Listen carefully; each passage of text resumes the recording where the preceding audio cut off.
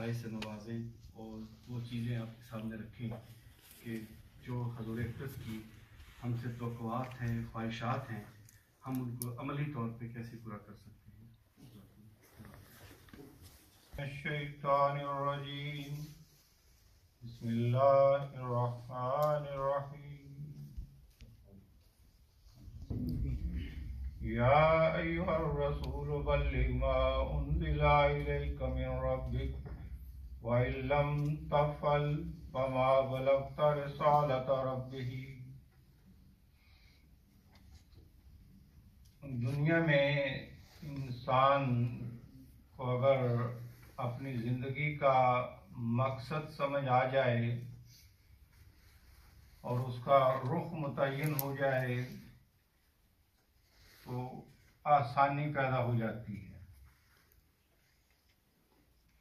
अल्लाह ताला ने इस ज़माने में हज़रत मसीह मऊद अलैहिस्सलाम को जो मबूस फरमाया, उसमें आपका जो मेन काम है वो इस्लाम को तमाम अदियान पे गालिब करना है।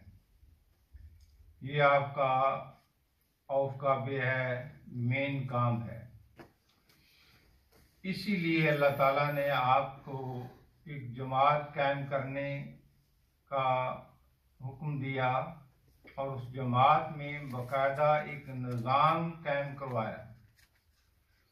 अगर आप मसीह मौद अलैहिस्सलाम की किताब फ़तह इस्लाम पढ़ें, ज़ीक़त इस्लाम, उसमें वो पूरा निज़ाम है और उसी निज़ाम के आगे मुख्तलिफ शोबाजात बने, जिनमें एक बुनियादी शोबा तबलीग है, दावत इलल्लाह है। क्योंकि मेन काम ही नबी और नबी की जमात का दावत इलल्लाह होता है। और अगर इंसान को अपने मकसद का इल्म ना हो फिर तो उसके लिए वाक़अतन मुश्किल आती है। लेकिन जब पता हो कि यही मेरा काम है, उसके लिए फिर लाजमी वो तैयारी भी करता है, मनसूबा बंदी भी करता है और फिर उसका जायज़ा भी लेता है। यही काम हज़ूर अनवर यदुल्लाह ताला बिन अज़ीज़ ने जर्मनी में शोबा तबलीग के सुपुर्द किया। आप भी उस टीम के मेंबर हैं बतौर सेक्रेटरी तबलीग, अपनी अपनी जगह, अपनी अपनी जमात में। और हमारा काम ये है कि मसलन अगर ये ओफनबाग है तो यहाँ के जो सेक्रेटरी तबलीग हैं उनका मंसूबा ये हो कि मैंने अल्लाह के फज़ल से इस पूरे ओफन बाग में अल्लाह ताला का पैगाम इस तरह पहुँचाना है कि हुज्जत इत्माम हो जाए और शहीद रूहें जो हैं वो इस इस्लाम में दाखिल हो जाए। जब ये टारगेट होगा सामने और दिन रात होगा, ये नहीं कि मीटिंग के वक्त तो याद कर लिया और फिर भूल गए। जब तक आपने आपके ज़हन पे सवार नहीं ना कर लेते, जैसे दीवाना होता है, उसे एक ही चीज़ उसने करनी होती है, उस वक्त तक ये तबलीग का काम नहीं होता। इसमें दीवानगी ज़रूरी है। और अगर ये नहीं करते तो अल्लाह हज़रत सल्लल्लाहु अलैहि वसल्लम फरमाता है अगर ये काम ना किया तो तूने रसालत को ही ज़ाया कर दिया, यानी वो सारा काम ही ज़ाया हो गया। तो इसलिए इसको मामूली ना समझें, इस जिम्मेदारी का एहसास करें और एहसास होगा तो आप मेहनत भी करेंगे, दुआ भी करेंगे और आगे फिर अपनी ज़ात से दूसरों में मुंतकिल करना ये जज्बा। अगर आपको ये अल्लाह ताला शौक अता कर देता है, दर्द पैदा कर देता है, फिर उस दर्द को मज़ीद दाइल्लाह तैयार करना अपनी अपनी जगह पे। इंसान पहले चंद एक ले लेता है, दो चार उनको अपने साथ ट्रेन कर लेता है, फिर टारगेट किया जाता है कि आप जो है इस साइड पे कोशिश करें, मैं इस साइड पे कोशिश करता हूँ। तो मुख्तलिफ जगहों पे मुख्तलिफ जावियों से पैगाम पहुँचाना क्योंकि जिस तरह सोसाइटी जो है वो दिन ब दिन नए उसके रंग सामने आ रहे हैं, उसके साथ हज़रत अनवर ने भी जो फरमाया कि नए नए तरीके तबलीग के भी जो हैं उनको अपनाया जाए, उसको ज़हन में रख के हर तरीक से, क्या पता अल्लाह ताला को कौन सा किसका तरीक पसंद आ जाए और उसको अल्लाह ताला बारावर कर दे। दूसरा, जब तक बारावर नहीं हो जाते, राबिया रहमहुल्लाह फरमाया करते थे कि ऐसी औरतें जिनके बच्चे नहीं होते वो बड़े दर्द से दुआ के लिए भी लिखती हैं और ख़ुद भी उनकी ज़िंदगी में एक दर्द आ जाता है कि अल्लाह मुझे औलाद अता कर। तो यही हालत एक दाई अल्लाह या सेक्रेटरी तबलीग की होनी चाहिए। अगर उसके यहाँ बैतें नहीं हो रही किसी वजह से का अपनी कमजोरियाँ या जो भी, तो फिर लाजमी एक रूहे, एक बेचैनी पैदा हो जानी चाहिए कि क्या वजह है कि मेरा शुभ है और उसमें कोई फल नहीं लग रहा। उसके लिए रात को खुदा ताला की ज़रूर दुआएं करना, अल्लाह से मांगना, ये भी एक ज़रूरी चीज़ है।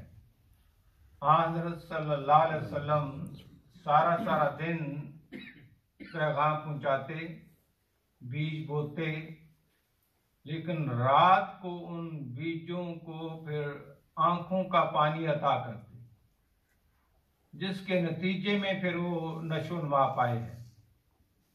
अगर बीज बो दिए जाएं और पानी ना दिया जाए तो वो ज़ाया हो जाते। इसलिए एक तो मेरी ये गुजारिश होगी कि सेक्रेटरियान तबलीग दुआओं की तरफ भी खास तवज्जो दें। जब भी जाएं दुआ करके निकलें, पैगाम पहुंचाएं, फिर दुआ करें कि अल्लाह मुझसे जितना हुआ मैंने पहुंचा दिया, अब दिल तू बदल दे। हदायत तो अल्लाह ने देनी है, वो तो आसल में फरमाता है हदायत देना तो मेरा काम है। अपना काम खुदा की खातिर करना और खुदा के सुपुर्द कर देना फिर करके, ये बहुत ज़रूरी होता है। फिर ये एहसास पैदा करना अपने दायाने अल्लाह में कि अगर हम तबलीग नहीं करते तो ये मामूली गुनाह नहीं। अगर तो इंसान ऐसी बात हो ना कि करे ना करे चलो खैर है, खैर नहीं है।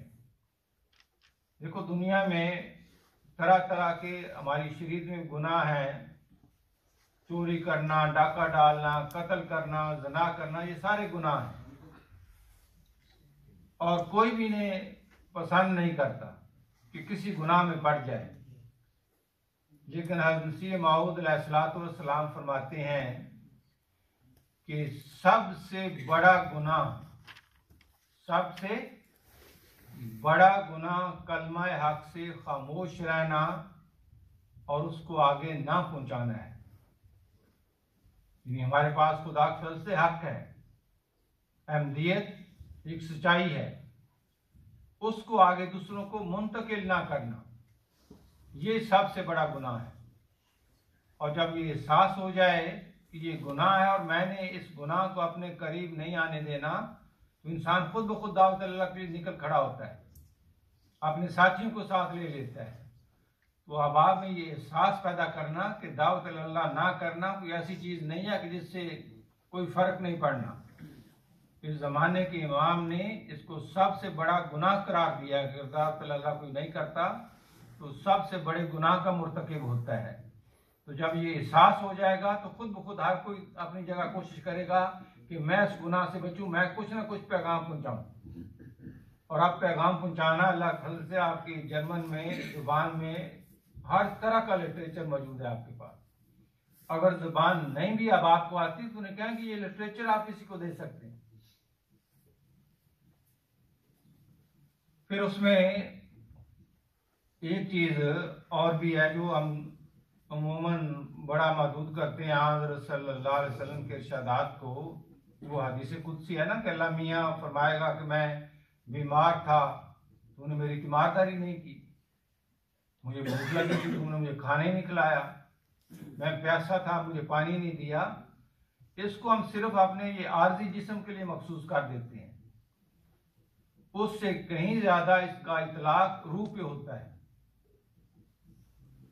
अपने इर्द गिर्द देख लें, अपने काम की जगह पे देखें, स्टूडेंट है तो अपनी क्लासों में देखें, वो सारे बीमार हैं।